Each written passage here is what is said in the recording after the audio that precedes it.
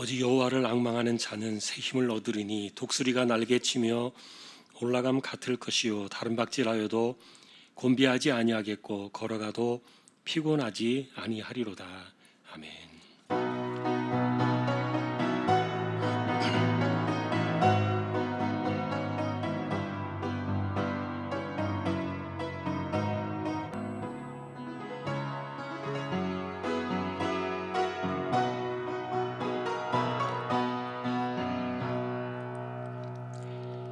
하나님 감사합니다. 예배로 나와왔습니다. 이 시간도 부족한 저희들을 붙드셔서 온전히 하나님을 예배하게 하시고 우리 하나님 홀로 영광을 받으시옵소서. 예배의 시종을 의탁합니다. 존귀하신 예수 그리스도의 이름으로 기도하옵나이다. 아멘.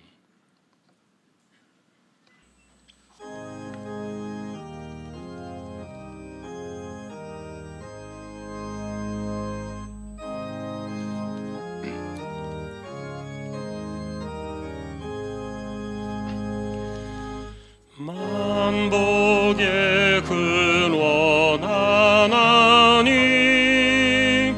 온 백성 찬송 드리고 저 천사여 찬송하세 찬송 성부 성자 성령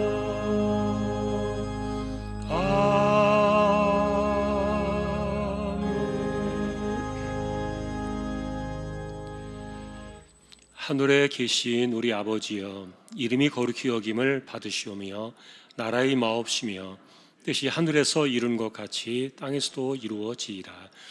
오늘날 우리에게 일용할 양식을 주옵시고 우리가 우리에게 죄지은 자를 사하여 준 것 같이 우리 죄를 사하여 주옵시고 우리를 시험에 들게 하지 마옵시고 다만 악에서 구하옵소서.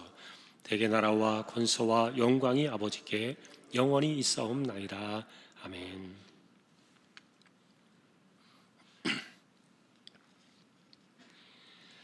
하나님이여 나를 판단하시되 경건하지 아니한 나라에 대하여 내 송사를 변호하시며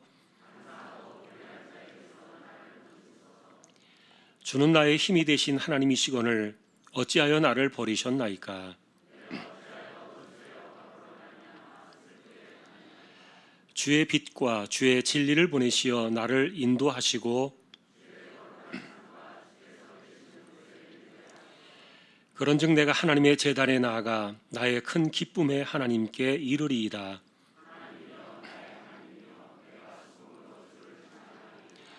내 영혼아 네가 어찌하여 낙심하며 어찌하여 내 속에서 불안해하는가.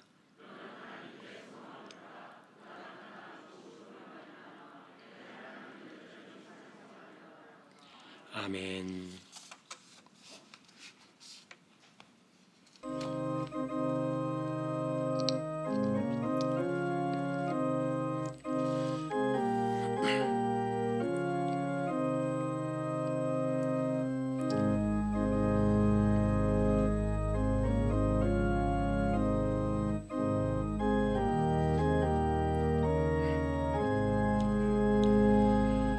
너희 죄 흉악하나 눈과 같이 희겠네. 너희 죄 흉악하나 눈과 같이 희겠네. 죄의 비 흉악하나 희게 되리라. 주홍빛 같은 내 죄 주홍빛 같은 내 죄 눈과 같이 희겠네. 눈과 같이 희겠네. 악한 죄 벗으라고 주님 너를 부르네. 악한 죄 벗으라고 주님 너를 부르네. 하나님 크신 사랑하니 없어라. 악한 죄 벗으라. 악한 죄 벗으라고 주님 너를 부르네. 주님 너를 부르네. 너희 죄 사해 주사 기억 아니하시네. 너희 죄 사해 주사 기억 아니하시네. 불쌍한 사람들아 오라 하시네.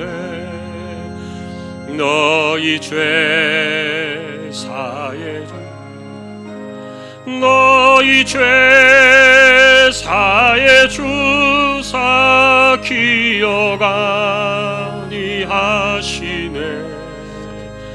기억 아니하시네.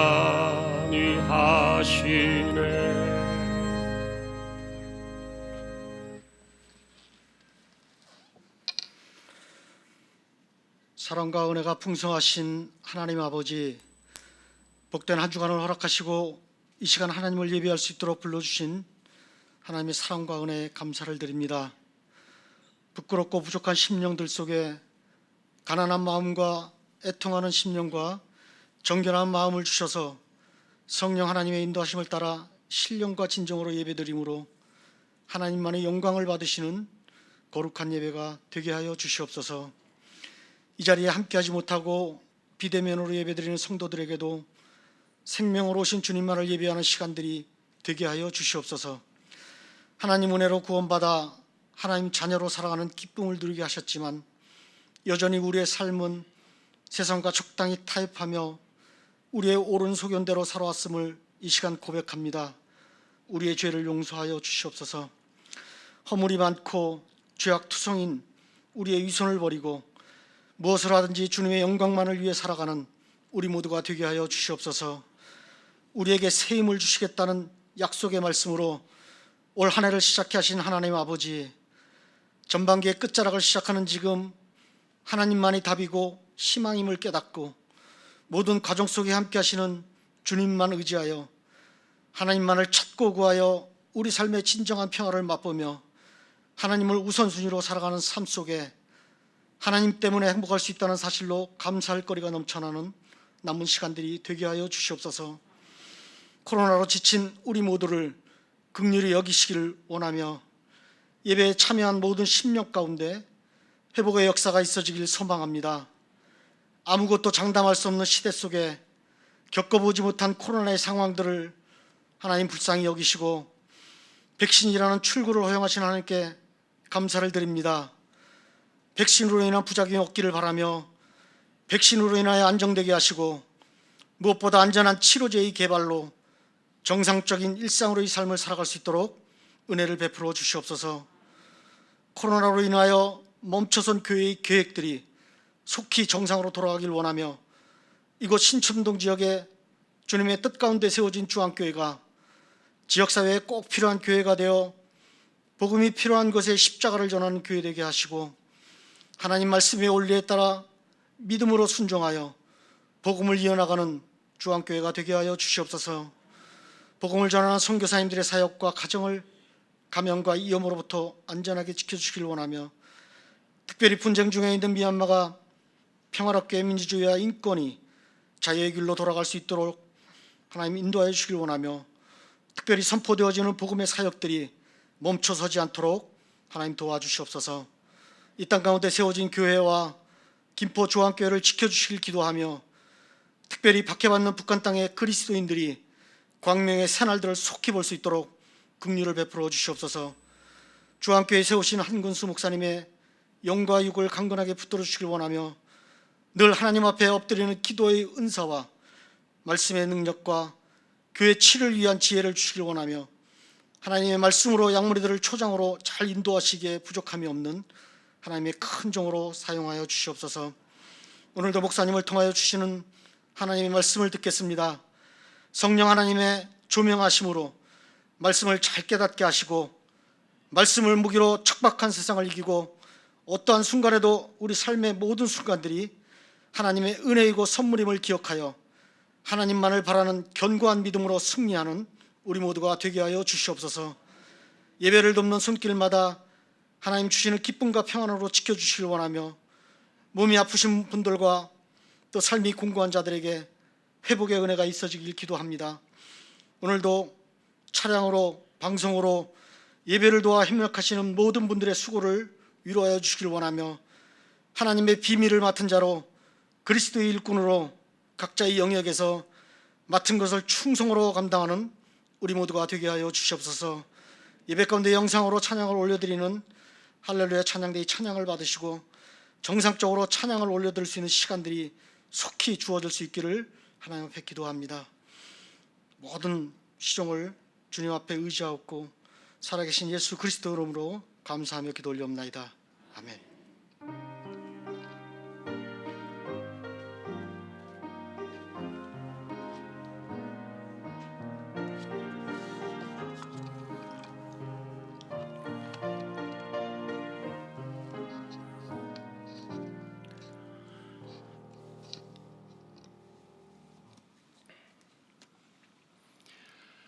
오늘 주실 하나님 말씀 함께 봉독하겠습니다. 오늘은 에스라 10장이 되겠습니다.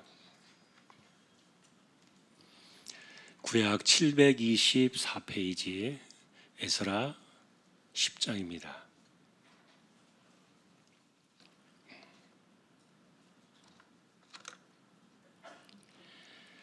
1절에서 4절까지 한 절씩 교독하겠습니다. 에스라가 하나님의 성전 앞에 엎드려 울며 기도하여 죄를 자복할 때 많은 백성이 크게 통곡하며 이스라엘 중에서 백성의 남녀와 어린아이의 큰 무리가 그 앞에 모인지라.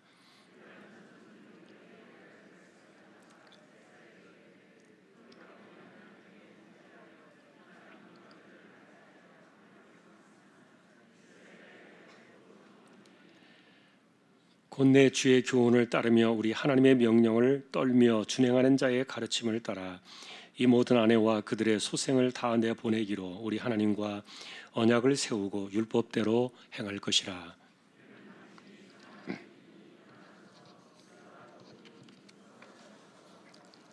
아멘. 교회 소식 말씀을 드립니다. 주보 12쪽 같이 보아주시기 바랍니다.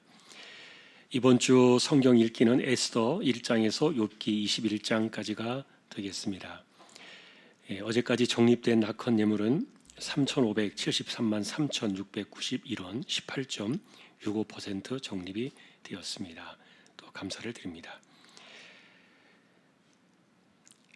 백신을 지금 계속해서 맞으시는 분들도 있고 2차까지 마무리하신 분들도 계신 줄로 아는데 다 맞으셨어도 교회 오실 때는 당분간 마스크 꼭 착용해 주시기를 부탁을 드립니다. 그리고 이사하신 가정 주보를 참조해 주시기 바랍니다. 이한숙 집사님 가정에 시댁에 모친 장례가 또 있었습니다. 함께 또 위로의 교제가 있기를 소망합니다.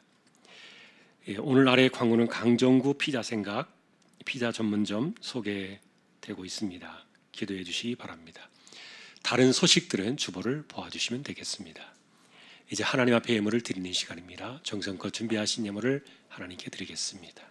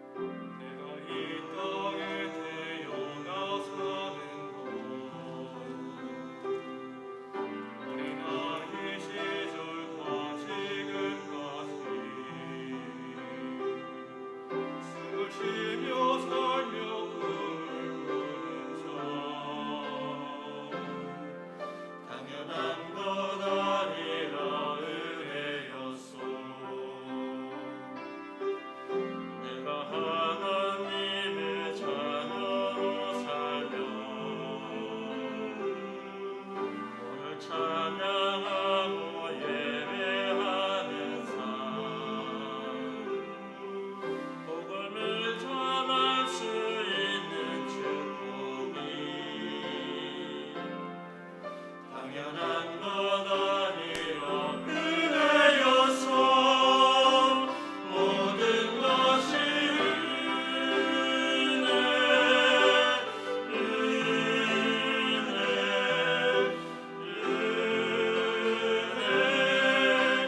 한없는 은혜 내 삶에 당연한 것 하나도 없었던 것을 모든 것이 은혜여서 모든 것이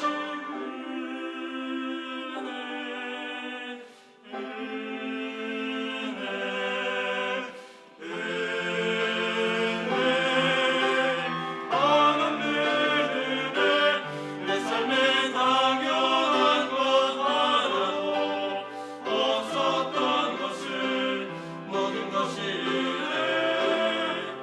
은혜여서 모든 것이 은혜여서 모든 것이 은혜여서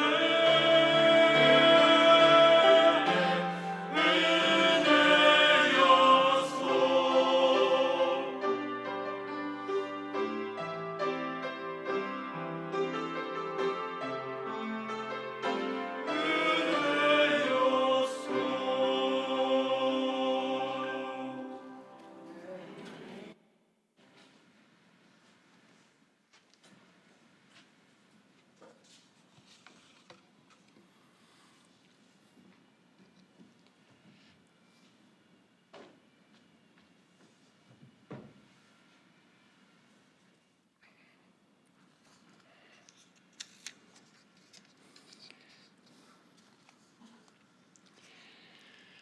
모든 것이 은혜였음을 찬양으로 고백했습니다. 감사합니다. 우리의 삶이 그와 같음을 늘 인식하고 또 은혜로 살아가는 우리 모두 되게 하여 주옵소서.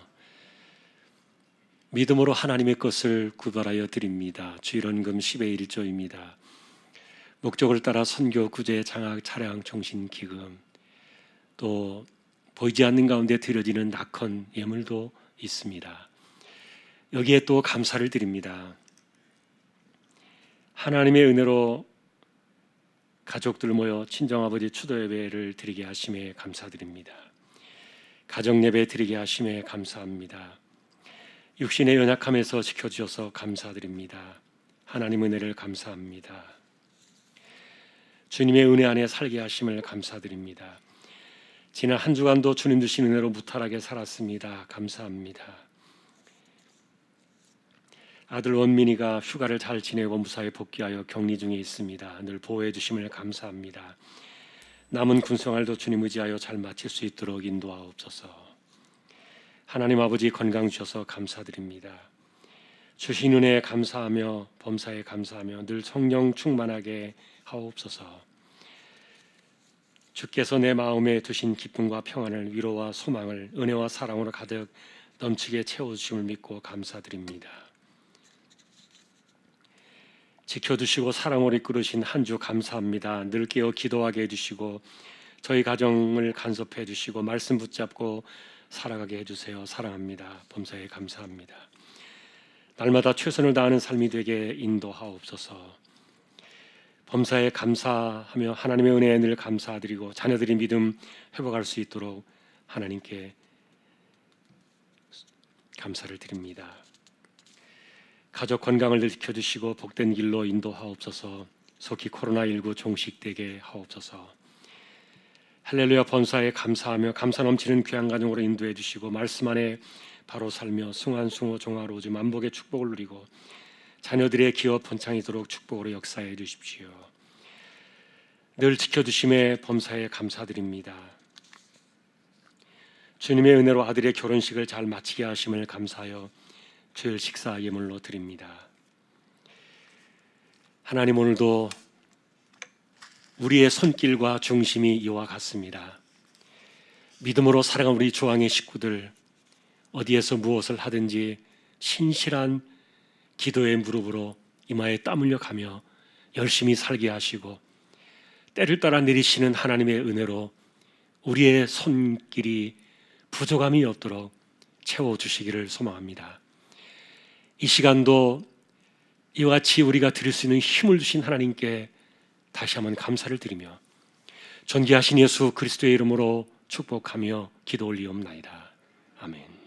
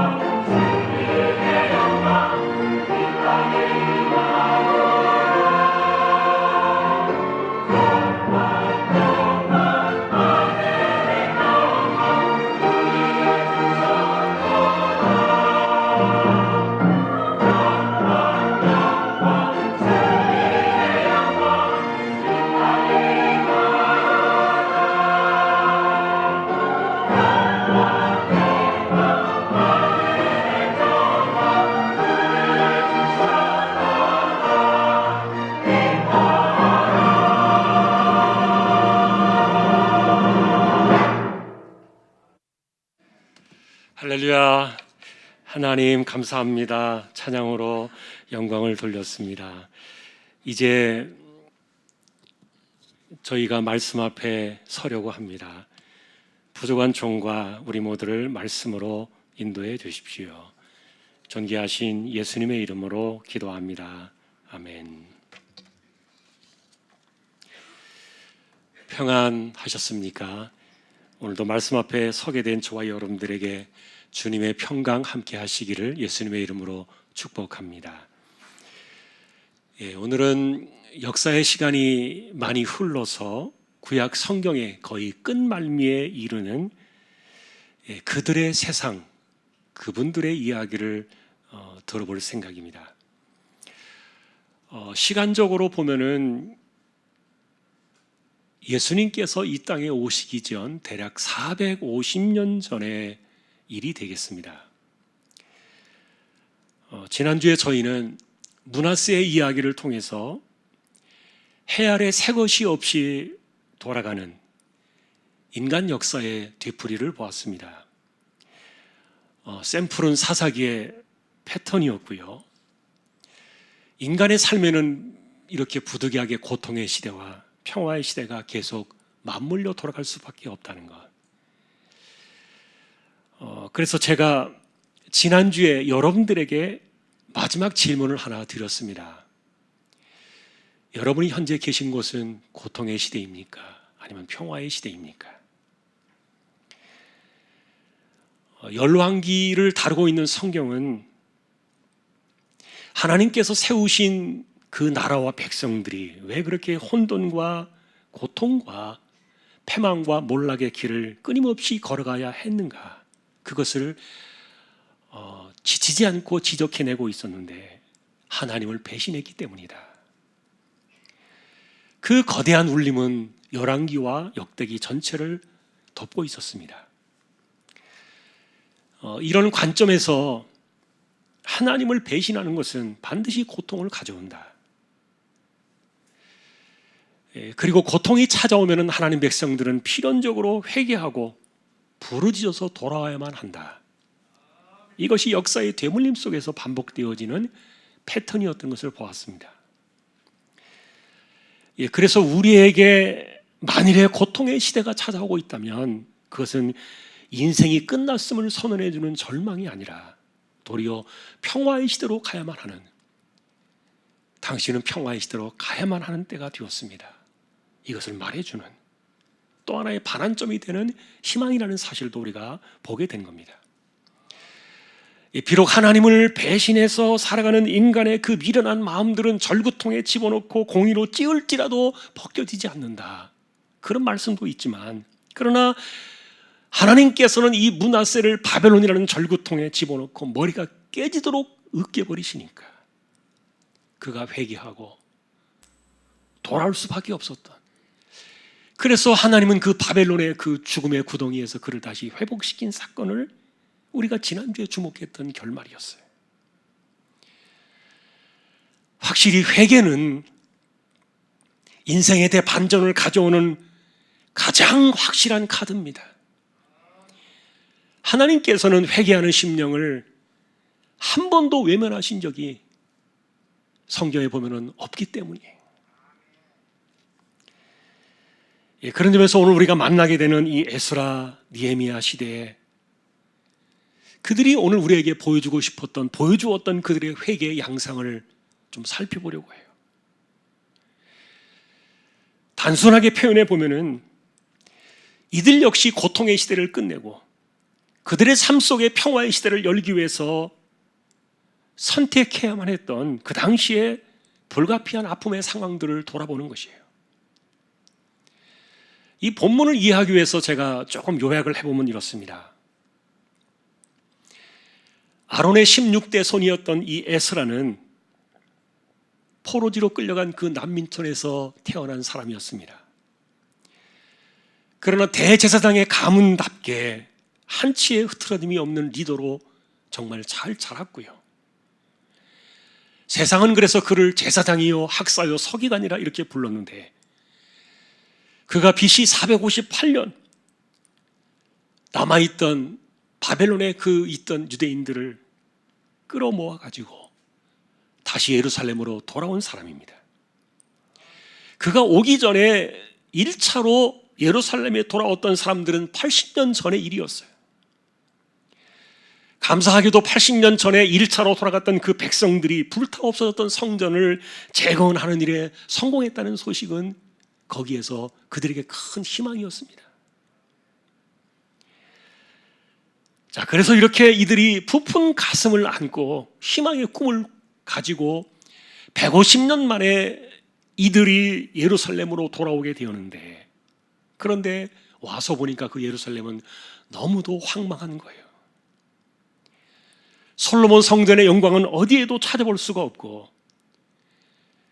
현재 세워진 그 성전은 조악하기 그지없는 초라한 형태의 성전이었는데 언덕 위에 덩그러니 그것만 세워져 있었던 거예요. 그들이 기대했던 그 성전은 150년 전에 있었던 예루살렘의 그 모습이 아니었다는 말이에요. 도리어 그들 앞에 놓여진 그 모습들은 너무도 긴 세월 동안의 몰락과 고통의 시간을 지내왔다는 그 사실을 말해주는 비참한 흔적들이 여기저기 널브러져 있었던 겁니다. 인구는 고작해야 몇천 명밖에 남지 않았습니다. 여전히 허물어져 있는 그 도시 성벽과 부서진 돌들과 그리고 잿더미로 남아있었던 그 폐허처럼 보이던 그 예루살렘의 모습은 150년의 그 참상을 고스란히 담아내고 있었어요. 더 큰 문제 중에 하나는 예루살렘으로 돌아온 그 아이들 가운데 모국어인 히브리어를 쓰는 아이가 없는 겁니다.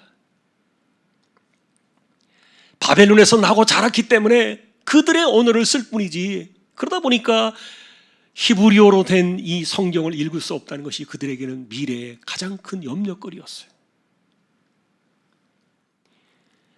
여러분, 이런 때에 이들을 이끌고 돌아온 종교의 지도자였던 이 에스라가 할 수 있는 일이 과연 무엇이었겠는가? 만일 여러분들이 그런 벌판에 서 있다면 과연 어디부터 손을 대야 마땅하겠습니까? 그들이 찾아낸 답은 하나였습니다. 우리의 정체성이 뭐냐? 우리는 누구냐?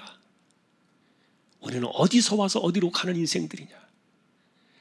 단순한 나그네 인생을 이야기하는 것이 아니라 우리는 왜 이 땅에서 이렇게 벗어나서 150년의 긴 시간 동안을 그 나그네로 포로지에서 우리는 비참하게 살다 와야 했는가? 나는 누구고 당신은 누구냐? 도대체 우리의 정체는 뭐냐? 그래서 그들이 그것을 찾아내기 위해서 시작했던 신앙운동이 뭐냐면 성경으로 돌아가자, 그거였어요. 성경으로 돌아가자. 그래서 여러분, 그 성경 안에서 그들이 외치고 있었던 아브라함의 하나님, 그리고 모세를 부르셔서 율법을 주셨던 하나님, 그리고 다윗을 통해서 예루살렘의 영광을 창출하셨던 그 하나님, 그 하나님 속에서 도대체 우리는 누구냐? 우린 도대체 무엇이냐? 이 뿌리를 찾으려고 그들은 과제를 던져놓고 하나님 앞에서 고민했던 거예요. 그러다 보니까 이들에게는 두 가지 질문이 나왔습니다. 첫 번째 질문은 과연 그 조상들을 세우셨던 그 하나님께서는 지금도 여전히 우리의 하나님이 맞으신가? 그 하나님은 지금도 우리의 하나님이신가? 첫 번째 질문이었습니다. 그리고 두 번째는 그렇다면 그 하나님의 앞에 우리가 돌아가야 될 자리는 과연 어디인가? 우리는 어떻게 돌아가야 하는가? 이 주제를 캐내야 했던 거예요. 오늘 우리는 이 당시의 상황의 이야기를 들어보면서요, 이 두 가지 주제를 좀 살펴보게 될 건데, 첫 번째 주제는 그 하나님께서는 과연 지금도 우리의 하나님이신가? 이것이 그들에게는 정말 절실한 문제였습니다. 그래서 그 작업을 하기 위해서 그들이 만났던 답은 뭐냐면 성경을 붙잡고 씨름을 하는 것이었는데, 다행스럽게도 하나님께 주신 그 은사를 따라서 이 에스라는 성경을 해석해내는 작업을 하게 됩니다. 그리고 그 성경을 그들의 시대에 적용하는 이 작업을 하게 되는데, 여러분 탈무드라는 성경 해설서의 이야기를 들어보셨을 거예요. 이 탈무드가 바로 이때부터 시작이 되었습니다. 그리고 에스라 시대에 이들이 만났던 그 성경의 해석은 과거 시대에 오래전에 그들의 한정된 이야기만이 아니라 그 속에 기록되어진 그 하나님은 영원하신 하나님으로 그분의 손길 아래 지금도 그 말씀과 언약들은 언제나 성경을 만나는 모든 시대의 사람들에게 동일하게 적용되고 있다는 진리를 그들이 발견하게 됩니다. 우리 역시 마찬가지죠. 느헤미야서에는 에스라의 이런 방식들을 간략하게 한 줄로 설명해 놓은 것이 있습니다. 한번 우리 앞에 보십시다. 느헤미야 8장 8절입니다. 하나님의 율법책을 낭독하고 그 뜻을 해석하여 백성에게 그 낭독하는 것을 다 깨닫게 하니. 말씀을 읽어주고 해석해주고 그 뜻을 깨닫는 거예요. 여러분, 오늘 이 구절은요, 오늘날 이 시대에 예배 중에 하나님 말씀을 전하는 설교의 모델이 되었어요. 설교는 도대체 뭐냐? 말씀을 듣게 하고 해석하고 깨닫게 해주는 것이다. 이것이 설교의 시작이에요. 2000년 이상의 그 수많은 시간들 속에서 출발한 것이 바로 이 에스라의 설교였어요. 에스라는 여러분, 이 사건을, 이 일을 일주일 동안 꼬박 했고요. 이른 새벽부터 거의 하루 온종일 남자나 여자나 알아들을 만한 모든 사람들을 모아놓고 이 하나님 말씀을 듣게 하고 해석하고 깨닫게 했던 거예요. 그리고 오늘 이 말씀을 적용하면서 에스라 시대에 내놓았던 첫 번째 진리는 뭐냐면은 하나님의 약속은 결코 단절된 것이 아니었다.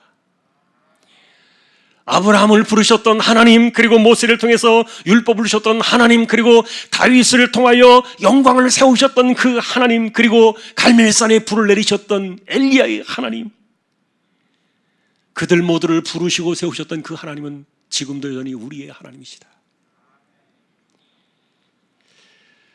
여러분, 너무도 당연한 진리 아니냐 이렇게 여러분이 반문할지 모르겠어요. 그러나 그 당시의 상황을 돌이켜서 보면은요, 이런 진리로 돌아간다는 것이 굉장히 어려운 일이었어요. 왜냐하면은 예루살렘의 패망이 150년의 역사를 지금 지나고 있는데, 그런데 예루살렘이 망한 것은 여호와 하나님이 망한 것이다 이렇게 세상은 여겼거든요. 더군다나 유대인들이 많이 죽었습니다. 그들이 몰락하면서 잘못하면 그들의 이름이 역사 속에서 지워질 뻔한 벼랑 끝의 시간이었어요. 북쪽의 이스라엘로 찢겨져 나갔던 10지파의 사람들은 언약을 버린 지 벌써 오래되었고요. 그리고 바벨론으로 끌려갔던 유대인들의 그 포로조차도 아주 소수의 사람들로 남아 있었던 거예요. 그런데 그들이 150년 만에 돌아온 그 예루살렘은 도시의 모양이 없습니다. 오가는 사람조차도 인적이 드문 그런 황망한 벌판 속에서 그곳에 다시 어떻게 하나님의 주권을 드높일 것인가, 그리고 우리가 어떻게 해야 언약 백성으로 돌아올 것인가. 이것은 결코 쉬운 일이 아니었는데 도대체 당신은 누구냐, 그리고 우리는 누구냐, 이 뿌리를 찾아가는 첫 번째 작업이 그것이었던 겁니다. 자, 그런데 이제 문제는 이렇게 성경을 듣고 해석하고 깨닫는 가운데 그 속에서 자신들의 정체성을 찾아가는 것은 굉장히 좋았는데, 말씀을 깨달으면 깨달을수록 그들 앞에 다가오는 커다란 문제가 찾아오기 시작했던 거예요. 그것이 오늘 우리가 읽으신 본문의 배경이 되는 이방 여자들, 아내들과 그 소생들을 내어 쫓는 일이었어요. 여러분은 모세 시대 그리고 여호수아 시대, 이들이 세상 떠나기 전까지 이스라엘 백성들 귀에 딱지가 붙도록 전해준 이야기를 알고 계실 거예요. 가나안 사람들과는 절대로 합치지 마라. 만일에 그리하면 너희는 그들의 우상을 따라갈 것이고 그들의 문화적인 습성을 따라서 하나님을 배신하고 세상 종교로 돌아갈 것이다. 그러니 절대로 가나안 사람들과는 합치지 마라. 자, 그런데 여러분, 도대체 왜 하나님께서는 그들에게 이것을 금하셨던 것입니까? 우상 숭배가 도대체 무엇이길래? 바울 사도는 이 질문에 대해서 간략하게 답을 준 구절이 하나 있습니다. 골로새 3장 5절에 우리가 알고 있는 구절인데 한번 우리 보십시다. 그러므로 땅에 있는 지체를 죽이라. 곧 음란과 부정과 사욕과 악한 정욕과 탐심이니 탐심은 우상 숭배니라. 바울의 설명은 이렇습니다. 사람의 욕심이 만들어낸 부산물이 그게 우상이다. 그리고 그 만들어낸 그것을 추구하면서 따라가는 것이 바로 우상 숭배다. 다시 말하면 이 몸을 즐겁게 하기 위해서, 내 몸의 쾌락과 정욕을 위해서, 이 탐심을 채우기 위해서 따라가는 이 지체의 본성, 이게 바로 탐심인데, 이 탐심에다가 종교의 탈을 딱 씌워놓으면 그게 우상숭배다. 예를 들면 여러분, 전통적으로 이 물질 만능주의, 우리가 말하는 만몬 사상, 돈이 최고다, 이런 부류의 우상들이 사람들에게 얼마나 잘 설득이 되는 유혹인가 여러분들도 아실 거예요.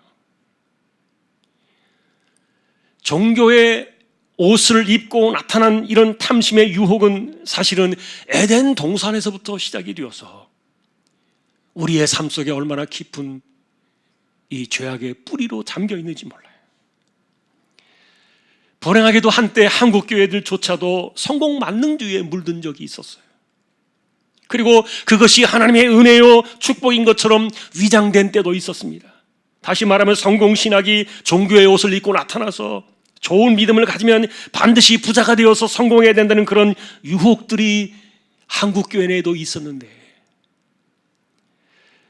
그런데 제가 생각해 볼 때 20여 년 전에 이 땅에 IMF 부도 사태가 날 때,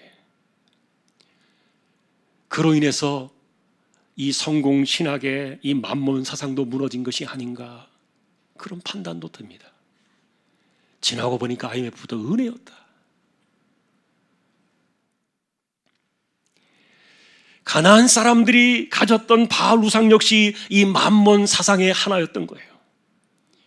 잘 먹고 잘 살고 부자가 되고 성공한다는 유혹들, 바알을 잘 섬기면 그렇게 된다는 이런 문화적인 관습을 받아들이게 되면서 이스라엘 백성들은 모세와 여호수아의 경고를 망각하고 이미 1000년 전부터 가나안과 섞이기 시작했다는 거예요. 그런데 에스라는 그것을 발견해낸 겁니다. 하나님께서 허락하셨던 그 다윗의 영광, 그리고 솔로몬을 통해서 세우셨던 그 성전의 찬란한 영광들이 포로 생활 150년 하는 이 긴 패망의 나락 속에서 떨어졌던 그 원인을 이스라엘 백성들의 이방과의 혼합주의, 만몬 사상, 그것을 추구하면서 이방과 이스라엘이 뒤섞이는 이런 결혼의 잘못된 뿌리에서 패망의 역사가 시작되었다는 그 사실을 1000년이 지난 후에 그들이 비로소 인정을 했던 거예요.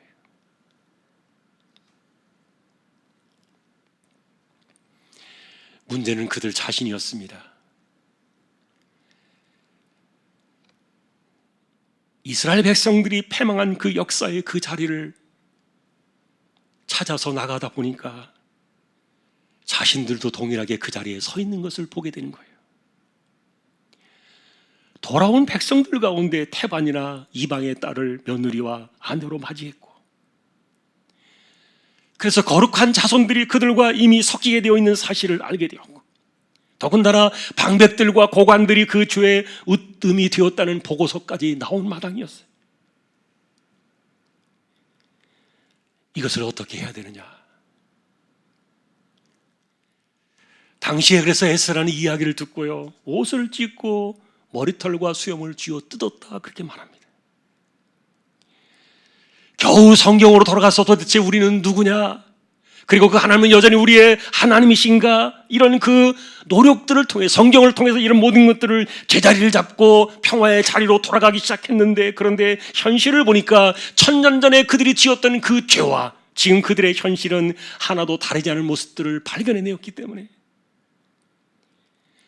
그러니 에스라는요 머리털을 쥐어 뜯었던 겁니다. 그리고 수염을 뜯어낼 정도로 고통스러워했는데, 그리고는 그들이 결정해낸 것이 무엇이었는가? 어쩔 수 없이 이방 아내와 그 소생들을 쫓아내자. 이 가족관계를 모두 살펴서 그들을 다 솎아내자. 2달에 걸쳐서 이 작업을 했던 거예요.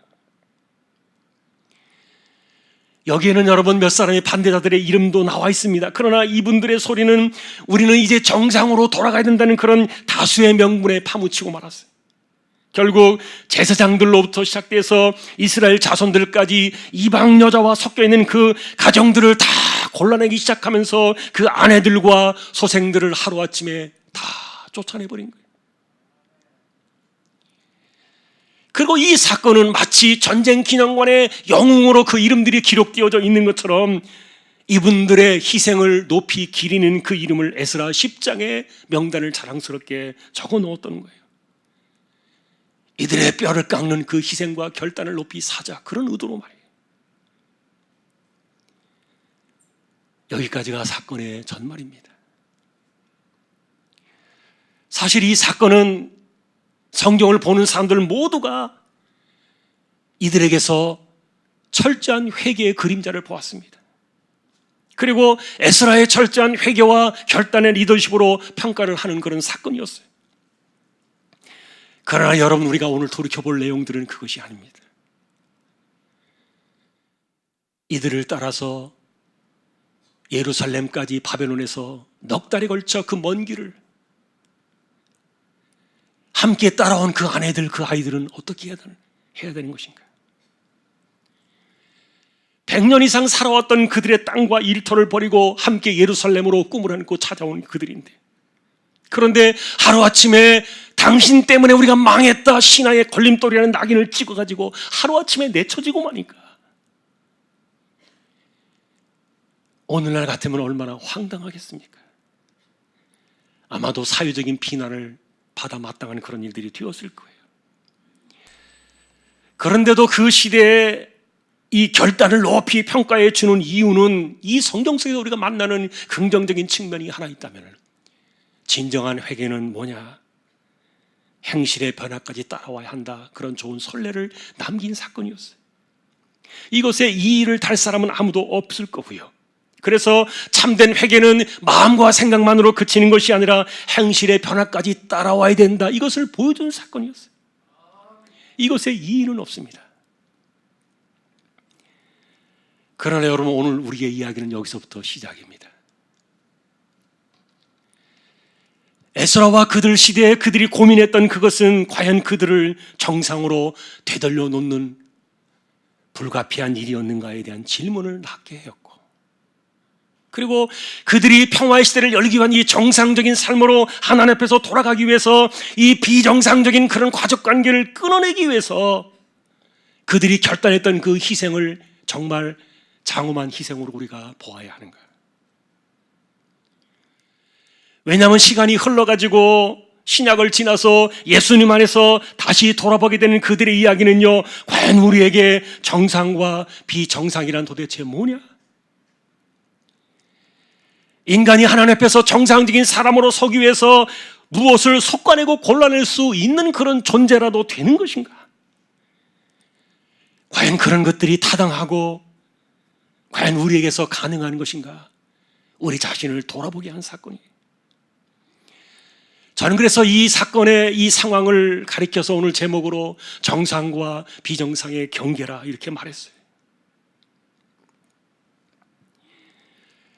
그래서 이제 이 사건을 우리의 이야기로 돌아보면서 저도 여러분들에게 이렇게 묻고 싶었어요. 만일에 여러분들이 그 자리에 서 있었다면 하나님께 정상으로 돌아가기 위한 그 명분 아래 함께 살아왔던 이 아내들과 자식들을 내치는 것이 과연 옳았는가? 과연 그렇게 해야만 했었던가?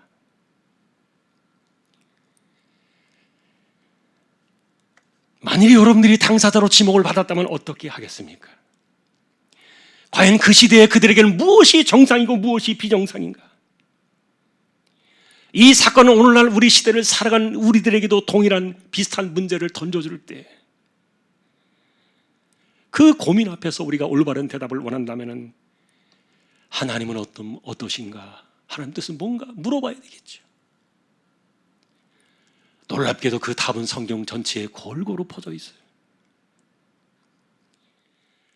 왜냐하면 결과적으로 이 에스라 시대에 그들이 내렸던 그 뼈를 깎는 아픔이라고 생각되어지는 그 결단은 불행하게도 이후에 형식주의와 외식주의와 문자주의의 폐단을 낳는 시작이 되고 말았어요. 복음서에서 여러분 바리새인이라는 명칭을 수도 없이 들었을 거예요. 이분들은 성경을 문자 그대로 율법 그대로 세상에 옮기는 사람들이라는 영웅적인 칭호를 얻었지만 예수님께서는 외식과 형식 그리고 겉과 속이 다른 회칠한 무덤 같은 사람들이라고 얼마나 강하게 비판하셨는지 몰라요. 이 바리새의 출발이 바로 에스라 시대의 바로 이 사건이 출발이에요. 여러분, 이게 무슨 말입니까? 아내와 자식들을 모르고 살 때는 그냥 이렇게 살아왔는데 성경 안에서 그들의 모습을 발견하다 보니까 율법의 이름 아래 이들을 단죄할 수밖에 없었고, 그리고 그들을 끊어내는 이 사건들이 마치 뼈와 살을 솎아내는 그런 아픔의 결단이었다고 그들의 이름을 적어 놓았지만, 이것이 높이 인정을 받은 그 시대였지만, 그래서 이들은 스스로 우리는 하나님 앞에 옳은 일을 했다, 우리 이제 정상적인 하나님의 자녀로 백성으로 돌아갈 것이다, 그들은 그렇게 생각했지만 그것이 그들이 만들어낸 의로운 자부심이었고, 그리고 교만의 함정에 빠진 사건이었다는 거예요. 이것에 대해서 극단적으로 비판해주는 동시대의 성경이 또 하나 있어요. 10여 년이 지난 후에 기록되어진 구약의 마지막 성경 말라기서예요. 그 말라기서에는요, 이 에스라의 이 결단 사건이 얼마나 빗살 좋은 개살구였는가를 금방 드러내주고 있는데, 불과 10년이 채 지나지 않아 가지고요, 이스라엘의 비정상을 고발하고 있는데, 이 말라기서가 이 당시에 아내들을 버리고 자식들을 내버렸던 그 제사장들이 얼마 가지 않아 가지고 또다시 이방신의 딸들과 결혼을 하고 있었다는 거예요. 앞으로는 그렇게 하고 뒤로는 다 또 그런 짓을 하고 있었던 겁니다. 더군다나 예루살렘의 많은 남자들은 율법대로만 된다면, 그 정상으로 돌아갈 수만 있다면 그런 미명 아래 아내도 버릴 수 있고, 그리고 이혼도 언제든지 할 수 있다. 이것이 에스라 시대의 선례가 남겨놓은 그런 일들이었는데, 그것이 의미가 오염되고 퇴색되어 가지고, 그래서 10년이 안 지나서 이 말라기 시대는 아내와 자식들을 쉽게 내치는 그런 일들로 번져가면서, 급기야 하나님께서는 내가 이들을 보는 것이 너무 역겹다, 너무너무 가증하다, 그렇게 선언을 하는 그 성경을 우리가 보게 돼요. 그러니 여러분, 우리가 다시 한번 이와 같은 질문 앞에 서게 되는 겁니다. 여러분, 무엇이 정상이고 무엇이 비정상입니까? 이걸 다른 말로 하면은, 내가 과연 옳고 그른 것을 골라내서 그것을 판단하고 정리할 수 있는 존재인가에 대해서 반문을 하는 거예요. 사실 여러분, 성경은요, 처음부터 우리에게 선을 그어주신 것이 분명해요. 그런데 사람의 이 죄는 수천 년의 세월을 지나면서 이 정상과 비정상의 경계를 허물어버린 지 오래되었어요. 뼈와 살로 섞여버린 사건, 오래전의 일이 되고 말았다는 거예요. 그러니 여러분, 만일에 우리가 이런 질문을 가지고 이런 주제를 놓고서 하나님 앞에 서게 된다면, 우리 역시 무엇이 정상이고 무엇이 비정상인가? 하나님 앞에서 우리의 삶을 과연 어떤 것들을 솎아낼 수 있을 것인가? 이미 뼈와 살처럼 섞여 있는 인생을 우리가 안고 살아가는데,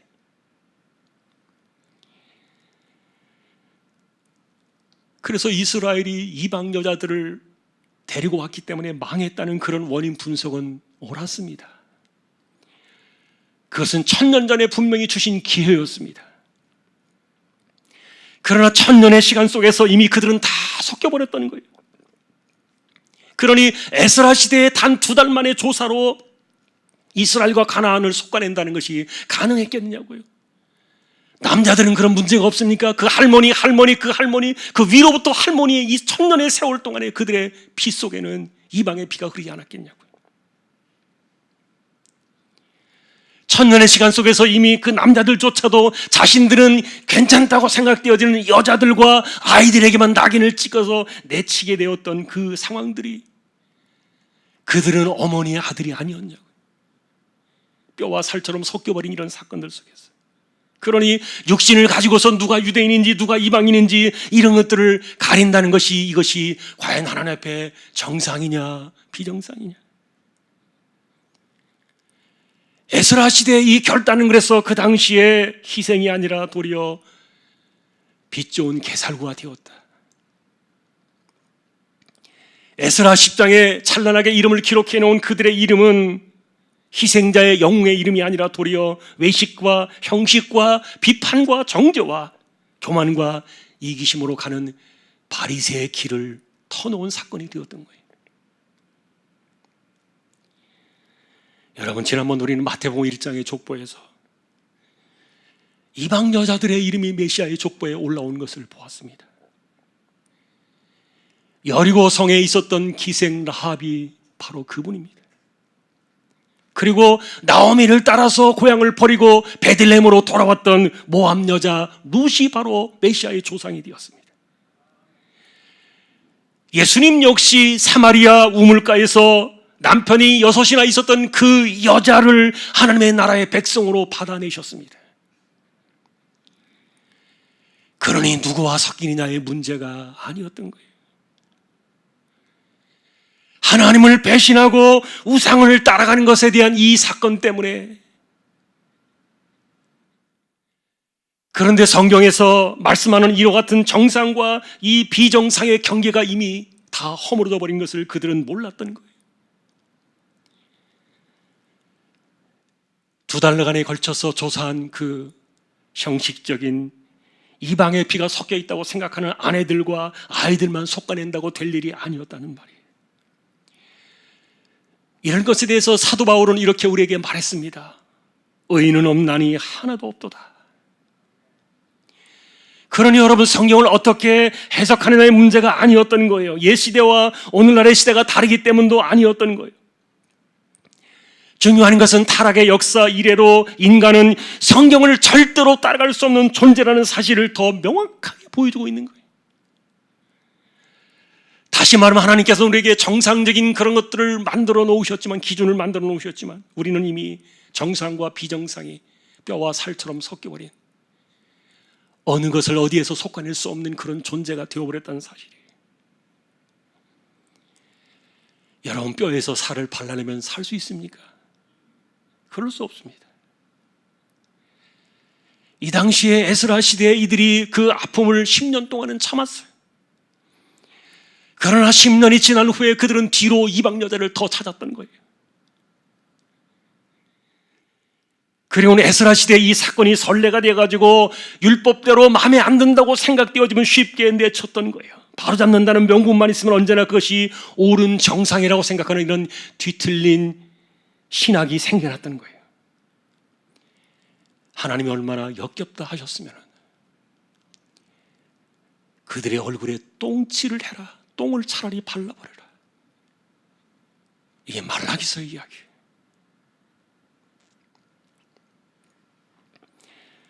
저는 그래서 이 사건을 정리하면서요, 올바른 회개가 정말 어렵구나, 그런 생각을 합니다. 다시 말하면 우리가 성경을 만나면 만날수록 어느 누가 하나님 앞에 정상으로 설 수가 있을 것인가?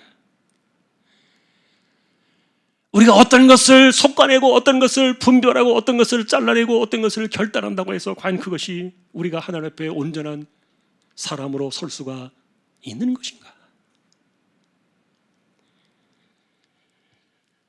이것은 여러분 마치 뼈와 살을 갈라내야만 온전해지는 것인데, 여러분 뼈와 살을 갈라낸다는 말은 죽어야 된다는 말이에요. 아, 이 생에서는 불가하구나. 우리 육신을 안고 살아가는 이 땅에서는 불가하구나. 그래서 오늘 이야기에 우리의 결말은 이렇습니다. 첫째는 우리는 언제나 성경 속에서 우리가 어떤 존재인가를 깨닫는 자로 살아야 한다는 진리입니다.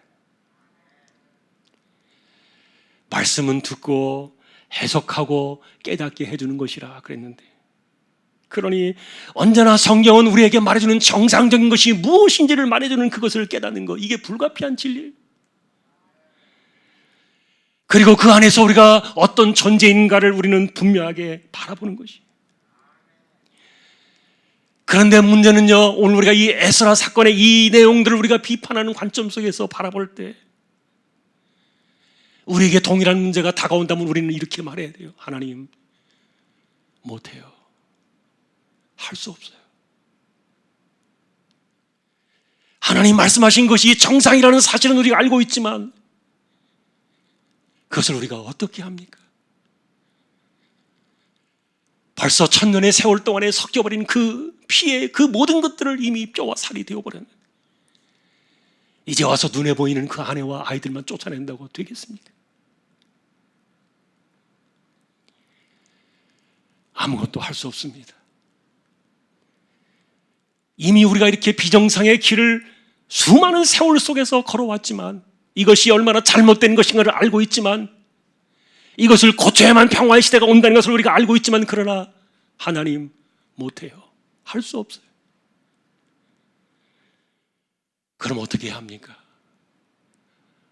엎드리는 것밖에 방법이 있겠습니까? 그리고 하나님의 은혜를 구하는 것밖에 방법이 있겠습니까? 하나님 앞에 긍휼을 구하는 것 이외에 다른 방법이 있을 수가 있겠습니까? 회개는 여기까지구나. 내가 하나님 앞에 바르게 살겠다고 하는 그 결단이 굉장히 소중하지만 그러나 온전한 정상적인 삶으로 돌아가려고 한다면 뼈를 깎는 아픔의 희생과 결단을 내린다 할지라도 만일에 그로 인해서 하루아침에 쫓겨나서 피눈물을 흘려야 했던 그 아내들과 아이들의 그 눈물은 누가 감당을 해야 되느냐 하는 거예요. 이것을 과연 하나님께서는 기뻐하셨겠느냐 하는 것들을 보는 겁니다.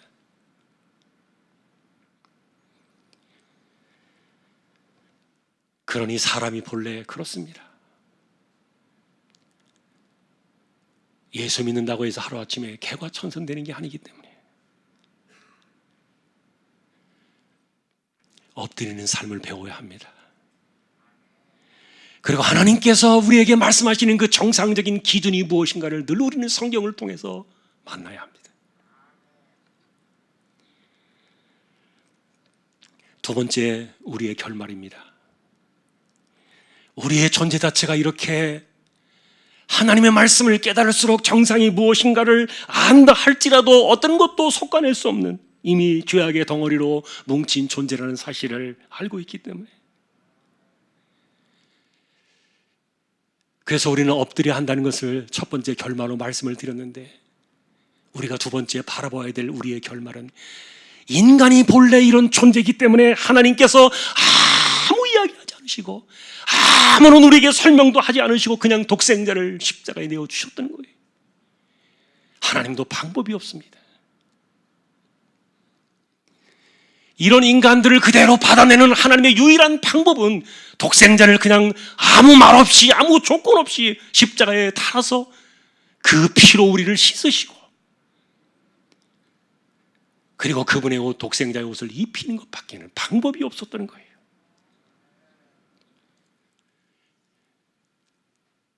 그래서 여러분 오늘도 우리는 정상과 비정상의 경계에 우리가 사실은 조금만 틀어지면 정상으로 가는 그런 개념이 아니라 이것이 다 섞여버렸다. 그러니 오늘 우리가 이 시대를 살아가면서 그리스도인으로서 하나님의 백성으로서 정체성을 지켜내고 그리고 우리의 삶의 고통을 끊어내고 평화의 시대를 열어가려고 한다면 방법은 하나밖에 없다. 독생자의 옷을 입어라. 그분의 피를 붙잡아라. 이것은 여러분 죽기 살기로 우리가 붙잡아야 될 유일한 주제인 거예요. 이건 하나님께서 우리에게 찾아오신 그런 복음의 메시지이기도 하지만 우리 역시 이 사실을 만날 때마다 성경을 깨달을 때마다 하나님 앞에서 우리가 죽기 살기로 붙잡아야 될 유일한 주제가 바로 독생자, 바로 그분의 옷이었던 거예요. 우리의 삶 속에서 어떻게 뼈와 살을 발라낼 수 있을 것인가? 우리의 삶에서 어떻게 이 정상과 비정상의 한계를 명확하게 그어낼 수 있을 것인가? 그저 독생자의 십자가 아래 그 옷을 입고 엎드리고 은혜를 구하고 그리고 긍휼을 구하면서 그 아래 살아가는 것만이 이것이 우리 시대에 우리에게 정답이다.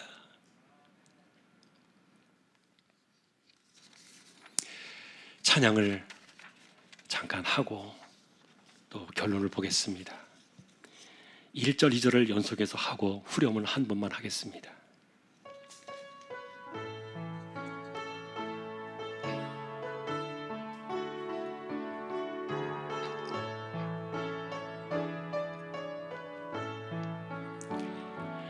괴로울 때 주님의 얼굴 보라, 평화의 주님 바라보아라.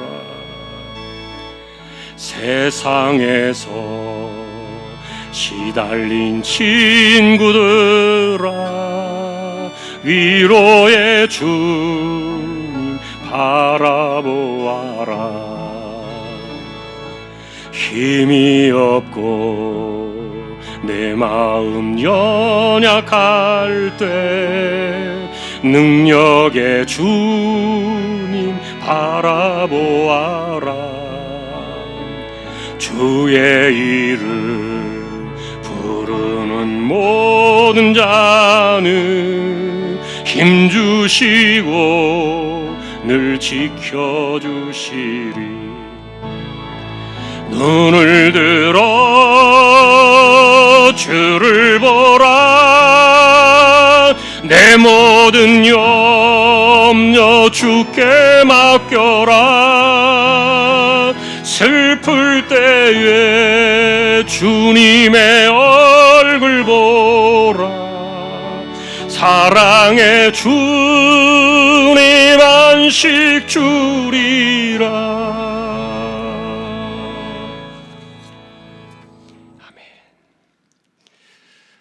말씀을 정리해 보겠습니다. 우리는 오늘 고통과 아픔의 시대를 끊어내고 평화의 시대를 열어가기를 갈망했던, 그래서 성경을 연구하고 그 안에서 자신의 정체성을 찾고 하나님 앞에 정상적인 상태로 돌아가기를 원해서 그들이 내렸던 이 애끓는 결단의 사건들을 보았던 거예요. 그러나 틀렸다.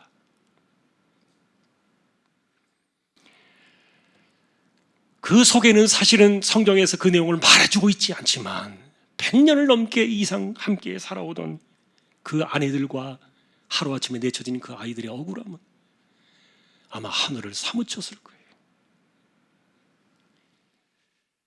하나님은 그들을 절대로 버릴 수가 없었다면 그들이 어디 가서 무엇을 하고 살겠습니까? 저는 이 성경을 보면서요, 오늘날 이런 일들을 다시 우리에게 요구하지 않는 것이 얼마나 감사한지 몰라요. 성경이 이러하기 때문에 너는 이 뼈를 깎는 아픔을 가지고 이와 같은 정상적인 것을 내 앞에서 보여라, 하나님 말씀하신다면 죽어야 돼요. 못합니다. 하나님 할 수가 없습니다. 이미 정상과 이 비정상의 경계가 허물어진 지 오랜 세월이 지났는데 이미 우리 안에 이와 같은 이 죄악의 덩어리라 우리는 괴물처럼 변해버린 지 오래되었는데, 그럼에도 불구하고 우리는 이 사건을 바라보면서 우리의 결말을 내렸던 겁니다. 우리는 역시 끊임없이 그들이 성경을 연구하고 해석하고 깨달았던 것처럼 우리는 그렇게 돌아가야 한다. 그래서 그 말씀 속에서 하나님이 본질적으로 원하시는 것이 무엇인가를 우리는 늘 깨닫고 그 앞에 서야 한다는 거예요. 하나님이 원하시는 정상적인 것이 무엇인지, 우리의 비정상적인 것이 무엇인지를 늘 우리는 분별하면서 살아야 되는데, 그러다 보니까 우리의 본질적인 모습을 부딪혀가면서 말씀을 깨달으면 깨달을수록 우리가 할 수 있는 것이 무엇입니까? 엎드리는 것밖에 없다. 방법은 그거밖에 없는 거예요. 그리고 우리가 죽기 살기로 붙잡아야 될 것은 독생자의 그분의 피밖에 없다. 그것만이 이 시대를 살아가는 우리의 신앙이고, 그러니 있는 그대로, 그리고 우리의 모습, 부족한 허물의 모습 그대로 이 뼈와 살을 솎아내지 아니하시고 이것을 갈라내지 아니하시고 그대로 받으시려고 독생자를 십자가에 내으셨던 그 하나님의 뜻을 우리가 기억할 때 우리는 그것을 감사하면서 오늘도 그 주님만을 바라보면서 이 세대를 살아가는 것, 여러분 그것으로 충분하다. 회개는 그것으로 충분하다. 그 온전한 회개 속에서 고통의 시대를 끊어버리고 하나님께서 평화의 시대를 주실 것이다. 오늘 우리와 같은 말씀들을 기억하면서 저와 여러분의 삶 속에 진정한 평화의 시대가 은혜 아래 찾아올 수 있는 우리 모두가 될 수 있기를 존귀하신 주님의 이름으로 간절히 축원합니다. 찬양을 드리겠습니다. 303장입니다.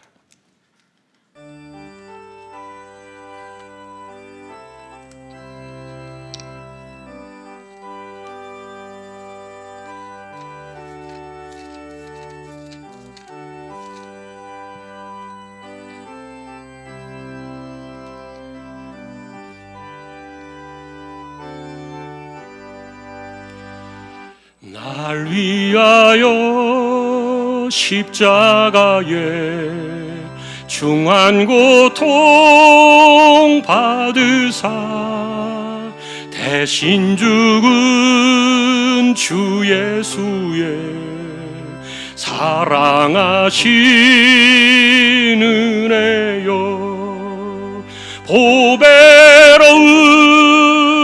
피를 흘려 영영 죽을 죄에서 구속함을 받은 우리 어찌 찬양할까. 예수 안에 있는 우리 한량없이 즐겁고 주 성령의 위로함이 마음속에 차도다.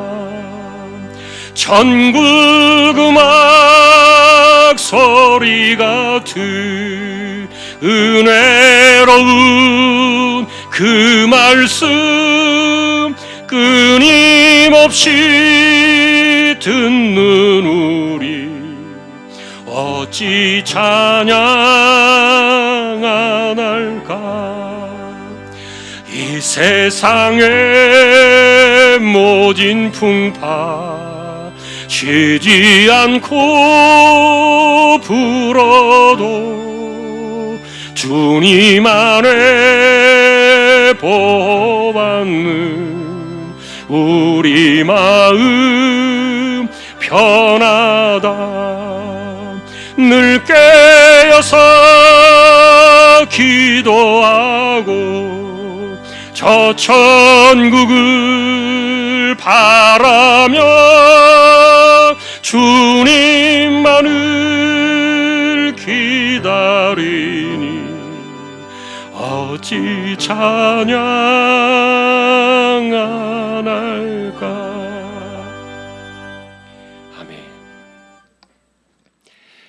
하나님, 오늘도 저희가 에스라 시대의 그 이야기를 들었습니다. 말씀 앞으로 나갈수록 우리가 끊어버려야 될 죄는 그거 하나밖에 없겠습니까? 아내들을 내치고 자식들을 내친다고 해서 그들이 정상으로 돌아갈 수 있겠습니까? 이미 인간의 삶 속에 뼈와 살이 섞여 있는 것처럼 이렇게 깊은 죄악의 덩어리가 우리의 삶에 어느 것 하나 빼드릴 수 없는 정상과 비정상의 경계가 허물어진 그런 인생을 살아가고 있는데 말씀 앞에서 우리가 어찌해야 옳겠습니까? 우리가 그런 존재임을 기억하며 하나님 앞에 나갈 때마다 엎드리는 것만이 사는 길임을 우리가 한순간도 잊지 않게 하여 주옵소서.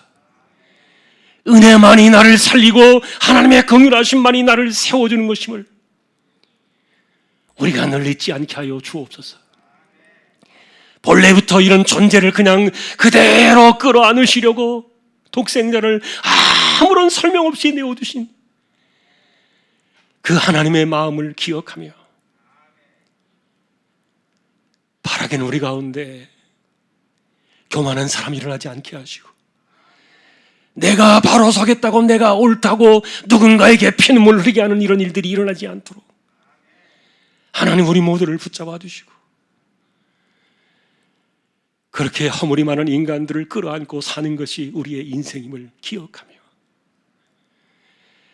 나만 옳다고 생각되어지는 이 에스라 시대의 이 문제와, 그리고 그로부터 400여 년이 지나서 500여 년이 지나서 바리새인들의 그 뼛속 깊이 새겨 있었던 외식주의와 자기만이 옳다고 여기는 이 교만과 회칠한 무덤 같은 그런 인생들이 우리 가운데 하나도 일어나지 않게 하여 주옵소서.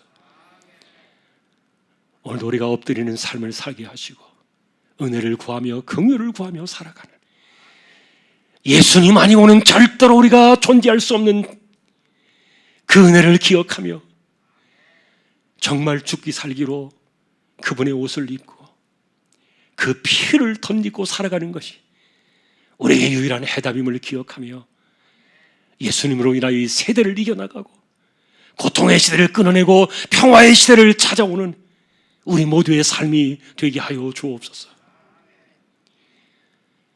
이지용 집사님, 최태경 청년, 신비한 집사님, 조인성 청년, 김한솔 청년, 백형래 집사님, 조말순 집사님, 이들을 의탁합니다.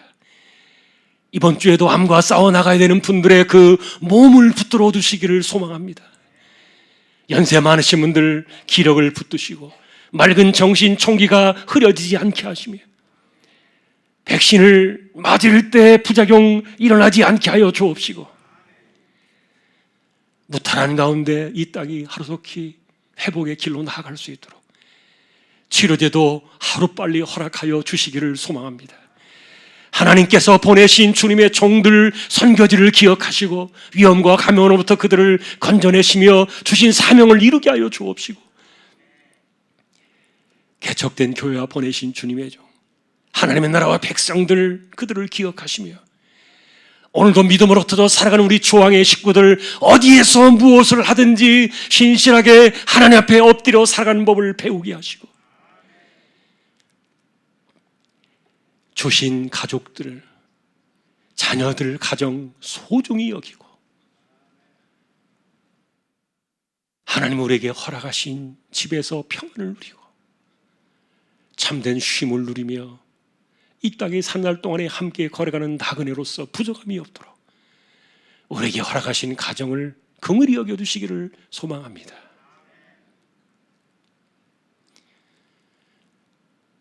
예배를 마치고 돌아갑니다. 우리의 발걸음 속에, 그리고 한 주간에도 우리가 하나님 앞에 어떤 존재인가를 깨닫고 어떻게 살아야 마땅한가를 늘 고백하는 우리 모두가 되기를 소망하오며 전개하신 예수 그리스도의 이름으로 감사하며 기도 올리옵나이다. 아멘. 축도하겠습니다.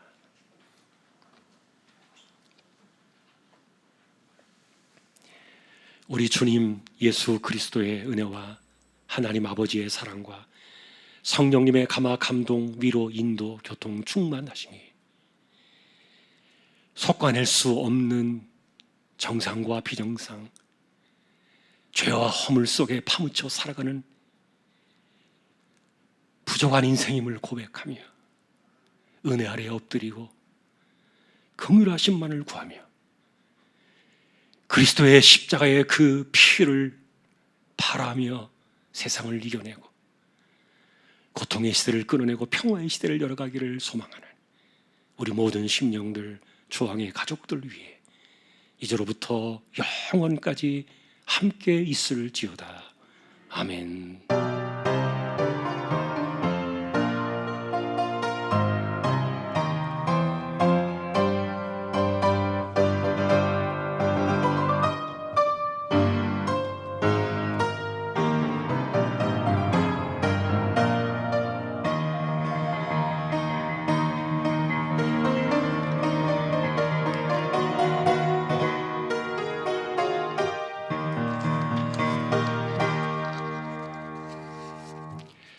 한 주간 더 승리하시기를 주님의 이름으로 축복합니다. 오늘 인사시킬 사람이 하나 있습니다. 한 사람 있으면 나오세요. 우리 이은홍 지사님 애기하고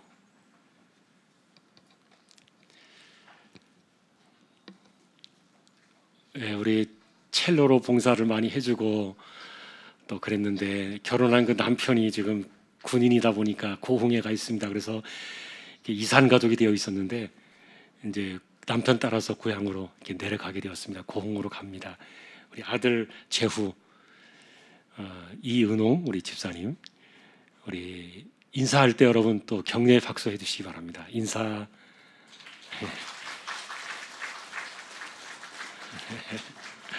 감사합니다. 항상 승리하십시오. 우리 교제 찬양 1절 하겠습니다.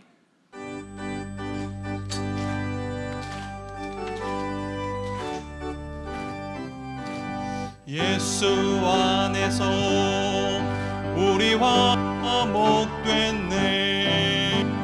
예수 안에서 우리와 화목됐네. 하나님의 영광 함께 누리 소망 있네.